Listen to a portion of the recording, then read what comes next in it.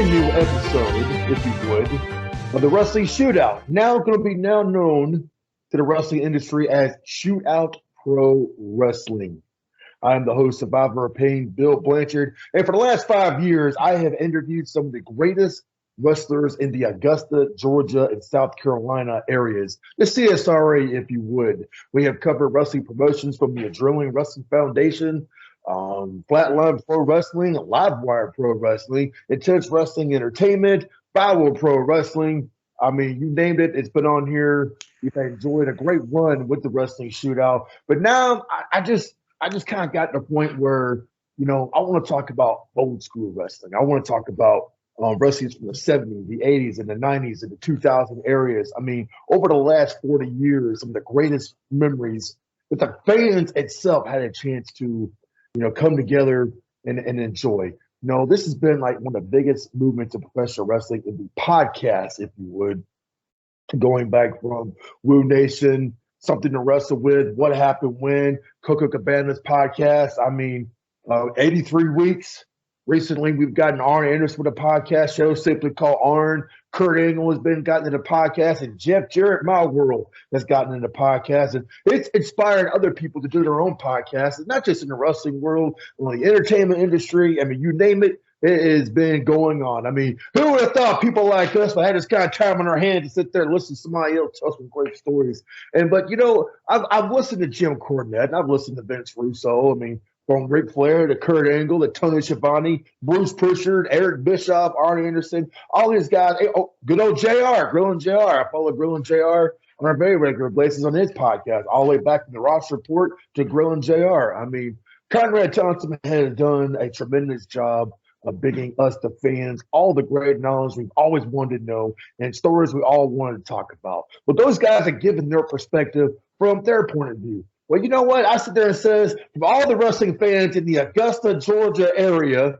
and even South Carolina, I mean, in Columbia County, Burke County, McDuffie County, all those fans down here that we grew up watching this stuff, we want to give you our 2 cents. We want to throw out there what we really, really think, So this is going to be a brand new podcast, a spinoff, if you would, a spinoff of the Wrestling Shootout with Bill Blanchard. I present to you Shootout Pro Wrestling, and I'm your host, Survivor of Pain, Bill Blanchard, and I've got my co-host, my tag team partner, one of my closest and longest friends. He's also been a rivalry of mine. We've competed inside the ring, both in MMA and professional wrestling. Ladies and gentlemen, the former UCW, the former AWF, and the former Take This, and current 3 times World Tag Team Champions. Ladies and gentlemen, I'm giving you the man from Fury's Corner, the man who's also got his own podcast show, Wrestling with Faith. Ladies and gentlemen, my friend, my brother in wrestling, Christian Fury, Carl J. Garganeous. Brother, it's an honor to have you here, man. I'm glad to start this movement with you. Who knows how many episodes we're going to do, but, man, thanks for being my tag team partner tonight and podcast wrestling. Not a problem, brother. Always a pleasure. And I'm the guy everyone loves to hate. So it's A-okay. I'm on this podcast. We're going to shed some light on what we like with professional wrestling. And whatever, you might call it sports entertainment, but I still prefer pro wrestling over sports entertainment. But that's a whole other story. We can discuss that at some other time. But I'm happy to be here. I'm stoked. I'm ready to get this show started. As you said, I'm co-hosting with Don Brown, a.k.a. Night Stalker, with Wrestling with Faith. Been going on for 15 weeks or more now. It's hard to keep up sometimes on how long we've been doing it. It's just a perfect fit. So, and stay tuned for Fury's Corner because it is definitely making its comeback. Well, I tell you what, like I said, when I first started the Wrestling Shootout, we were supposed to trying to talk about great stories from TNA and WCW, NWA, and WWE and so forth. But, I really just focus on great indie wrestling. But right now, like I said, this is something I really wanted to do. We tried to do it a couple of years ago with We Love Wrestling, if you would. Just didn't work out the way it was supposed to work out, but that's neither here nor there. But I'm hoping this is going to be something big. I'm hoping it's going to be something special. Shootout Pro Wrestling. The both of us, we're going to sit there and debate what we like, what we didn't like, and Let's see if we share some of the same views we have in other professional wrestling. And not to mention, I'm going to play some clips from other podcasts, and we're going to give our 2 cents onto it. What did we really think about when Eric Bischoff is running his freaking mouth about, did he really sink WCW from $88 million in debt? I mean, shit. Or what about, Vince Russo's craziest, stupidest ideas if we all thought buried WCW? We're gonna dig into that a little bit. We're also gonna be talking about, Jim Cornette and some of his thought process, whether we like, disagree, and surprisingly enough, I think me and you both would actually agree on some of the things Jim Cornette has said on his viewpoints on current wrestling products. Good old JR, we're going to talk about good old JR and some of his thought process and some of the biggest matches that he's had the chance to broadcast and call. And we're going to call bullshit when we think we're being bullshitted here. Let's just face it, this is our opinions, and we're going to roam with it here. Well, that being said, let's go ahead and address the elephant in the room. Let's go ahead and talk about what we're here tonight. I know we were going to currently talk about some other things, but I decided, before we get started, I really want to talk about Bash at the Beach 2000, but before we get started, we got to address the elephant in the room. CM Punk has returned to professional wrestling. He debuted in AEW, and on that night, he got a loud crowd pop. I'll give him credit where credit is due. But I posted a video on Facebook on the Old School Wrestling fan page, the 70s, 80s, and 90s fan page, the AEW fan page, some of the WWE's fan page, WCW fan page, AWF fan page, Flatline, the Stoneball Wrestling Network's fan page, if you would. Anybody that had any kind of thing positive to say about CM Punk, I posted a video that the UFC had made on that night when CM Punk proved he couldn't actually fight.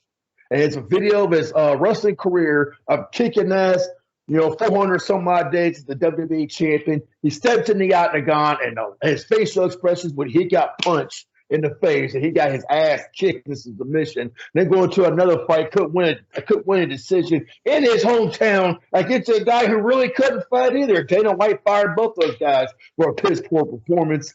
Jay, I counted 157 hate messages on Facebook, on social media, either do privately message or on my own personal page telling me that I'm a fucking retard, I'm a penis head. Who really cares if CM Punk can't fight? What does that got to be in this thing? We don't care if CM Punk can't fight. How dare you say something about CM Punk? He's somebody. Oh my God, y'all! It's freaking wrestling. Last time I checked, are we supposed to cheer who we like and boo who we don't like? I'm sorry to say, I'm not a CM Punk guy. What's the damn difference when Brock Lesnar, makes his return and everyone says, oh, he's overhyped, he's a part-timer, he's a piece of crap. We don't want Lesnar. But you know what, though? Lesnar's selling out arenas. Lesnar's getting crowd reaction. Everyone's chanting Suplex City, Suplex City. When Paul Heyman gets in the ring, they're going nuts when Paul Heyman cuts a promo about Brock Lesnar, the reigning and defending Universal Heavyweight Champion. Good God, man. Brock Lesnar is the NCAA 2000 heavyweight champion, former UFC heavyweight champion. This guy's a legit badass. And here's CM Punk. He gets famous over a pipe bomb promo, which a WWE scriptwriter freaking wrote. Let's call it for what it is. That wasn't Phil Brooks being like that. So forget writes this shit for him. And the WWE makes this man famous. And how does he freaking appreciate it? This man bitches about putting over Chris Jericho. Oh, I'm sorry, not putting over Chris Jericho. He had to work Chris Jericho at WrestleMania 28. Come on. He complains about working with the Lion Guard. I'm the WWE champion. I should be main eventing it. You're going to feed me to this guy? This guy complains about putting over The Undertaker at WrestleMania. That's a freaking honor to work with the dead man at WrestleMania. But, not the Phil Brooks, not the CM Punk. But everyone loves CM Punk. Hey, look, man, that's fine. The guy gets in the ring like anybody else. He took his fair share. He paid his due. He took his backbones. He took his licks. The thing I have a problem with, this guy just bitches and bitches and bitches, and it just seems like it just gets freaking ignored. I just don't get it. I used to be a CM Punk fan. I like his matches. I enjoyed the feud he had with Jeff Hardy and Dave Bautista when he first won the world title. Hell, this guy went 2 different years in a row, cashing his money in the bank. Once as a heel, once as a face. Cashed it once on Edge and cashed it on I think, God, I forget what he cashed Jeff in. Hardy. Jeff Hardy, thank you, Jeff Hardy. Hey, Extreme Rules, wasn't it? Mm-hmm. Man, let's come back. It was either Extreme Rules or TLC. It was a ladder match. I remember that. That's yeah, he cashed it in, and I mean, damn, it was entertaining as hell. But then complains, and I heard it. Let's see, when he first approached the WWE period, I heard his podcast on Coca Cabana, and some of the things he was saying about the Undertaker, which I have mad respect for. I've got probably more respect for Y2J Chris Jericho because I followed his career from day one. I think Jericho's beyond paid his dues in this business. I mean, you don't hear Chris Jericho bitching the fact that he did get the main event WrestleMania, the last match WrestleMania 18, but the whole angle kind of almost ruined his career. But dealing with that was more about Stephanie McMahon and Triple H, not Chris Jericho, which we can get out another time. But look, I get it. You complain about putting over The Rock. Forget the fact that The Rock had done for the industry. You complain about having to work with Brock Lesnar and put over Brock Lesnar. I mean, let's just forget how many people he made rich in the WWE and in UFC. I mean, damn, I guess CM Punk's supposed to be the wrestling guy. We're supposed to just love and respect. But I got 156 freaking hate messages because I was not jumping up and down, wetting my freaking pants because CM Punk came back to professional wrestling. The savior of wrestling. Oh, my God, CM Punk. But my opinion, Brock Lesnar had just as big a reaction when he returned at SummerSlam. Christian Fury, tag, you're in, brother. I'm in. Boy, you're long-winded. I thought I'd be in long before this. No, man, get the hot tag, man. Come clean house, man. Take it home. CM Punk. You know what? It's been 7 long years, but you know what? I'm looking at it this way. Yeah, granted. Yeah, he didn't win in UFC. Okay, given. Not once, not twice. He's 0-2. I remember under a Bill Watts regime, if you ever were caught in a real fight and you lost said real fight, you were gone from the territory because you couldn't pass as a wrestler. Nobody would believe you. You got your ass kicked. Protect the freaking business. Am I right? Protect the business. What Bill Watts is trying to say. If you get your ass kicked at a freaking bar, don't bother come pick up your paycheck. You're out. But hey, Fear, let me ask you one last question. You think CM Punk will survive Garganeous wrestling camp or even Stu Hart's dungeon? Nah. That too. Go ahead. I'm sorry. All right. So caffeine's kicking in. So we got Mr. CM Punk come back after 7 years. Okay, he cut a decent promo, and he had home field advantage in Chicago. So I'm pretty sure he'll get CM Punk chance everywhere else because, like sheeps to the slaughter, or whatever. But hey, you know what? He did say some pretty interesting things. I wouldn't have necessarily picked Darby Allin to be my first opponent because I want to see that later on. I want to see what CM Punk's got and then make an epic showdown between him and Darby Allin. But not getting back in the ring because I feel like it could diminish Darby Allin from what they're trying to do with Darby. So, but anyway, for everybody that's sitting there, I mean, granted, all right, I get it. For a lot of people, wrestling is life. Wrestling is real. Hey, me and you lived through that. And we still say wrestling is life. Damn straight it is. So, but at the same token, if you truly believe that Phil Brooks or CM Punk came back because he missed you, no, man, he didn't miss you.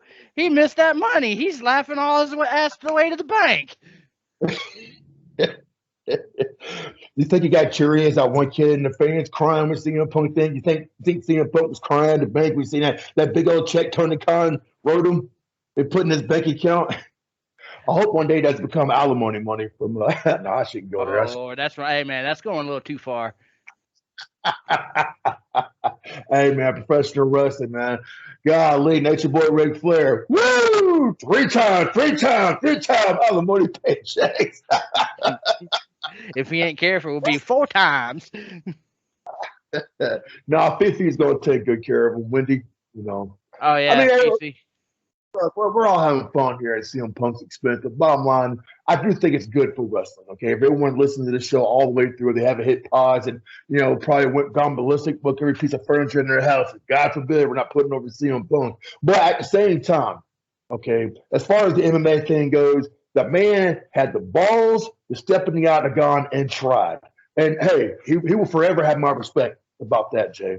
And another thing, like I said, I think it is good for wrestling. I mean, I think AEW, NWA Power, Impact, Ring of Honor is giving the WWE and even NXT some good competition, because I think it helps wrestling.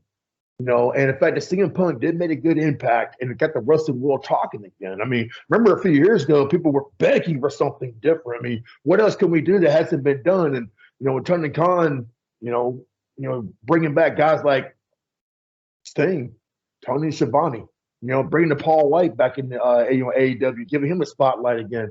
I mean, it's exciting time to be a wrestling fan again. It just reminds me back in the 90s when that was the greatest time, in my opinion, to be a wrestling fan, if you would. You know what I mean? Remember that big wrestling buzz going on? What was going to happen next? Who else is going to freaking show up? Who's the third man?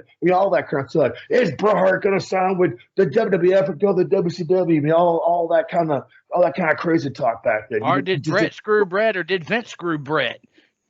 God, yeah, I mean, I can't wait to do an episode on that one. But the fact that CM Punk, came out there, basically almost cut the exact same promo he did 10 years prior. But you know what, though? I think it's good for business. And I can't wait to see CM Punk in the ring and wrestle again, tear the house down. I mean, let's face it, CM Punk can work. I never said a guy couldn't work. I just didn't appreciate his comments about Chris Jericho, The Undertaker, The Rock, and Brock Lesnar. But, at the same time, he has his right to his own opinion as well. He does. Of course he does. I mean, like I said, we wasn't there. We wasn't there in the back with Vince McMahon, Triple H. I mean, hell, if you ask Triple H be like, you hear things. You hear things that through the grapevine that people are, that CM Punk's complaining, but you go confront the guy and, hey, Punk, we got a problem. No, we're good. Okay, so I can't fix it if I don't know it. That's Triple H's opinion. I mean, I don't know, but like I said, I think it's good for business, and I think CM Punk is going to be a great addition to the AEW. I can't wait to see it, man. Tell you the truth. But me, I'm always been a type of guy. I'm a Brock Lesnar fan. I'm a Bobby Lashley fan. I'm a Dr. Death Steve Williams fan. I'm a Big Van Vader and Bam Bam Bigelow. I'm a JBL. I'm a big dude powerhouse kind of guy. I want to see power. I want to see destruction. I want to see devastation. CM Punk can do that flippity flop bullshit with some of the guys do, and hey, there's a fan following that. There's a fan following for guys like Terry Funk and Cactus Jack and Rob Van Dam and Sabu. I love it, But I mean, what's all said and done, there's a time and a place for everything. Amen. But the whole show didn't have to be that flippity flop bullshit. No, sir. Somebody near to us said that we were jealous because we couldn't do that flippity flop bullshit. But I'm going with your answer, bro. I truly never had a desire. All the years I've been involved in professional wrestling since I was a small child, watching Hulk Hogan, and the Iron Sheik, Ric Flair, and Terry Funk, and Dusty Rhodes, Ricky Steamboat, those guys were getting over without doing flippity flop crap. I mean, that was a Mexican luchador kind of style. And even some of the Japanese stuff, which, when my first time I saw Rey Mysterio Jr. in 1996 take on Psychosis at Bash the Beach, 96, I was impressed. Good God. There's no way in hell I could ever do moves like that. But at the same time, I never had a desire.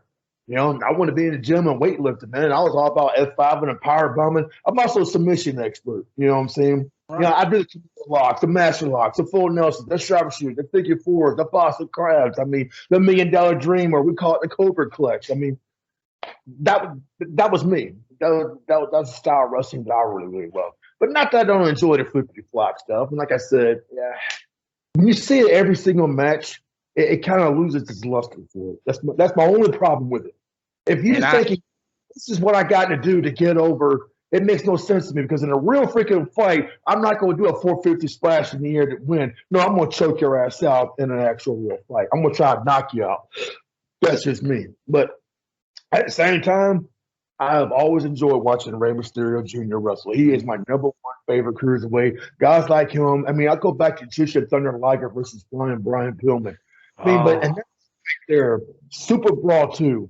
When you look at that match right there, Brian Pillman and Jushin Thunder Liger, you saw everything. You saw mat wrestling. You saw the high flying. You saw some flippity flop stuff. You saw some technical base. You saw submissions.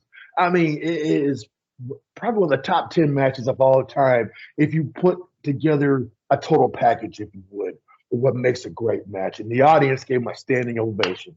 Super That's Brawl right. 2. That's what it takes. You got to start off and then go big and then finish strong. Outstanding. I mean, outstanding.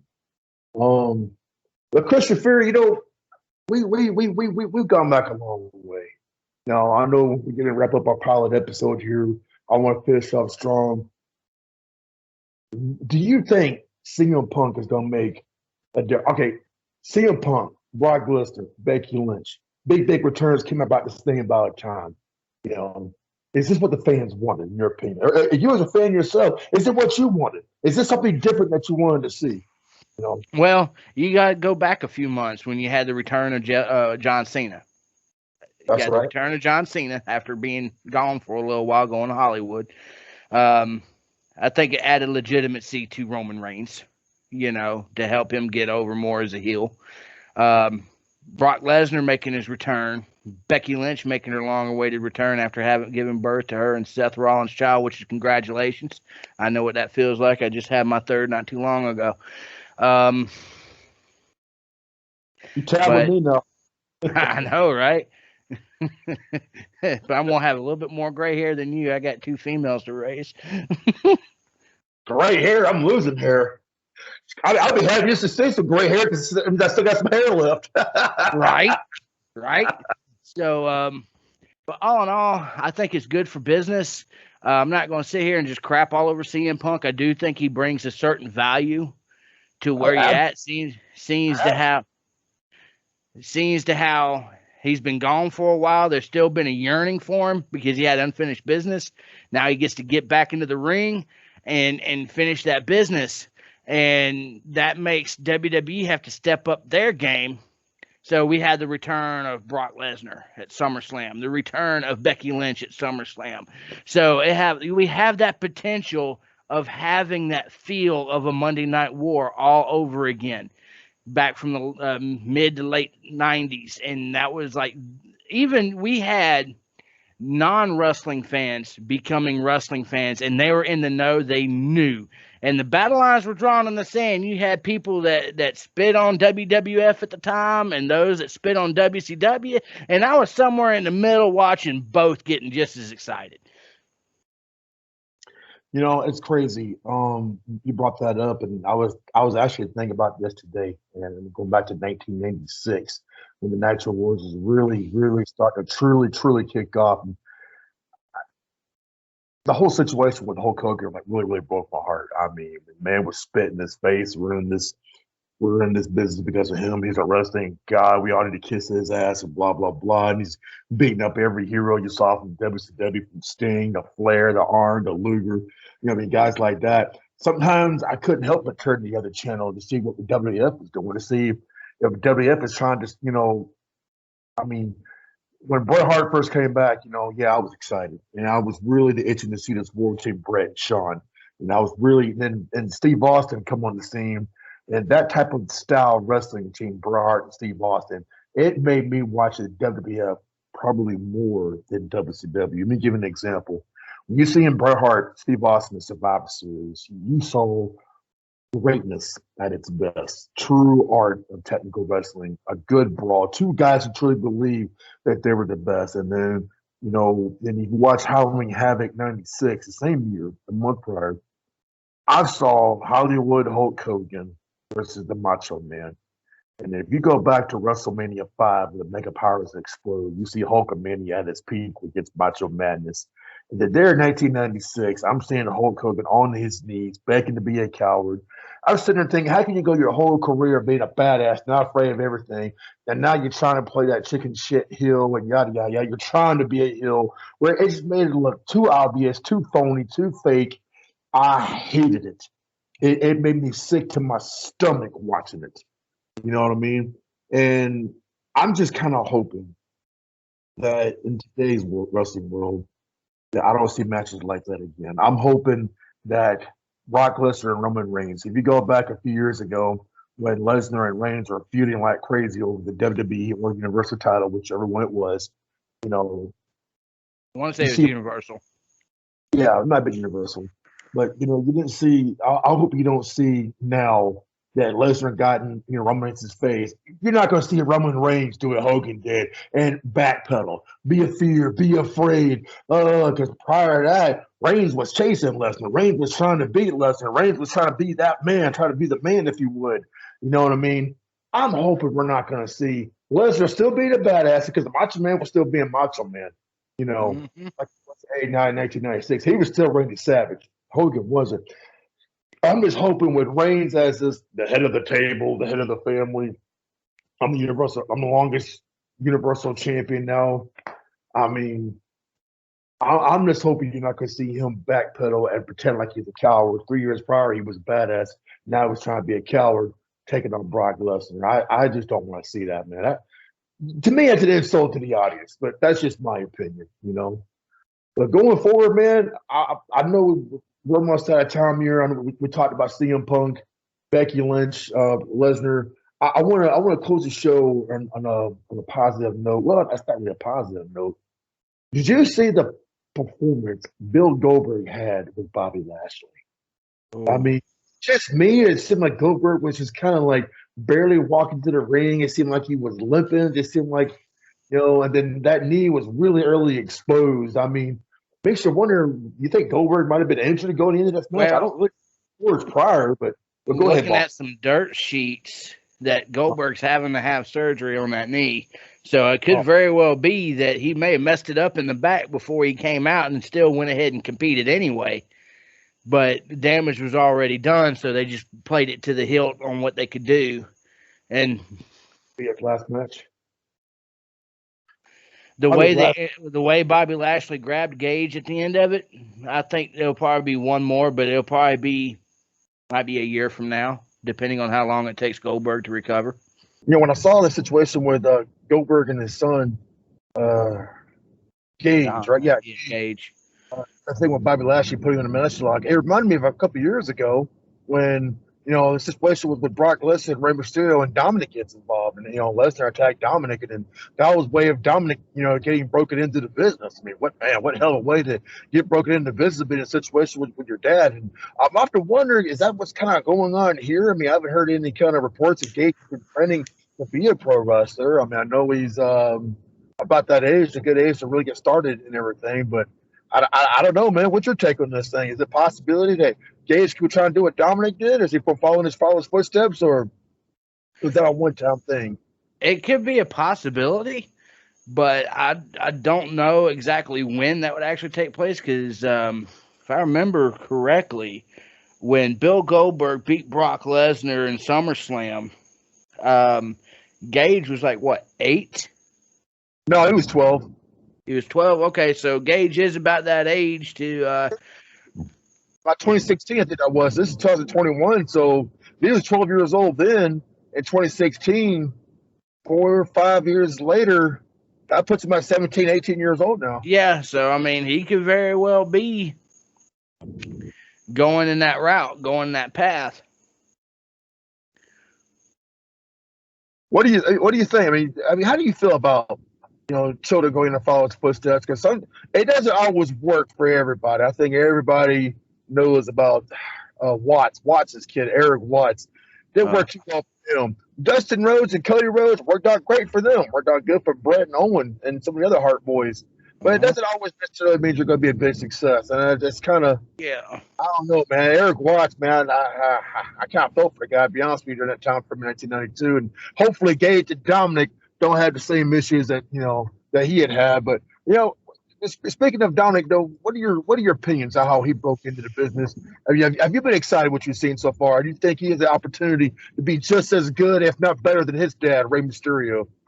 I mean, it's hard to say. There's some pretty big shoes to fill. I mean, look what Ray's accomplished and what Ray's done in the business. Does he have the potential? Yes, very much so. He has the potential, and it's just what WWE Creative is willing to go with him. I do see that he's gotten over with the crowd. He's from what I've seen of him, I've been pretty impressed. Oh yeah. Well, wrestling fans, that's gonna wrap up. I'm sorry, man. Go ahead. You get something to add? But going back to it may not always work out. I mean, yeah, it didn't work out for like you said, Eric Watts. Didn't work out for quite a few people, but it did work out for Randy Orton. That's true. You know, he's probably the best second generation star, in my opinion. The Rock would be a third generation star. No, Randy Orton is a third generation. Randy is third too, because his grandfather, the High Chief Peter Maivia. Grandfather was his mother's father. His father was Rocky Johnson. There is a difference. That's what I'm saying. So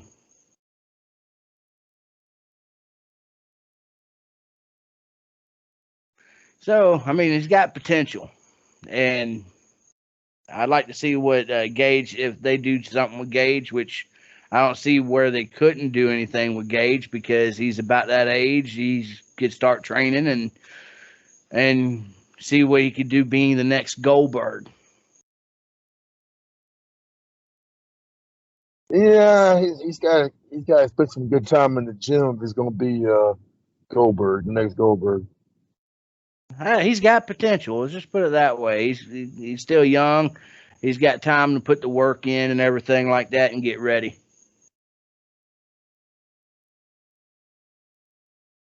Yeah, definitely is. Got any thoughts, brother? Oh, I'm good. And oh yeah, by the way, the closing thoughts. If you don't like the opinions of other people, then just stop being a wrestling fan. We all got our own opinions. We all gonna say what we feel. We can cheer and boo for whoever the hell we want to. There's no set rule that we have to cheer for the good guy and boo for the bad guys. We do what we want. We're wrestling fans. We pay to see that right and have that right. You're damn right we got that right. I mean, you cheer for who you want, you boo for who you want. You know, if anybody out there's got a problem with me about, sorry, not being jump up and down impressed with CM Punk, guys, I ain't gonna lose sleep over y'all. Plain simple.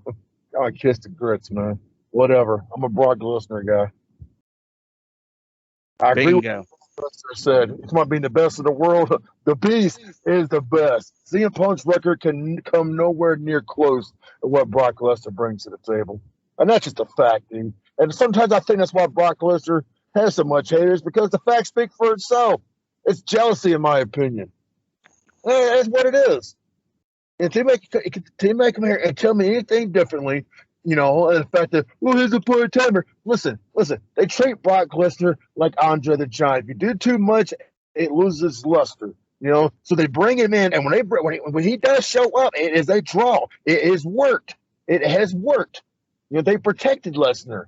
And as far as the market value, you've had some great matches with Brock Lesnar. You might go really out there going to tell me they really didn't enjoy Brock Lesnar versus AJ Styles, Daniel Bryan, Rey Mysterio Jr., Samoa Joe, Seth Rollins, Roman Reigns, John Cena. I mean, come on, man.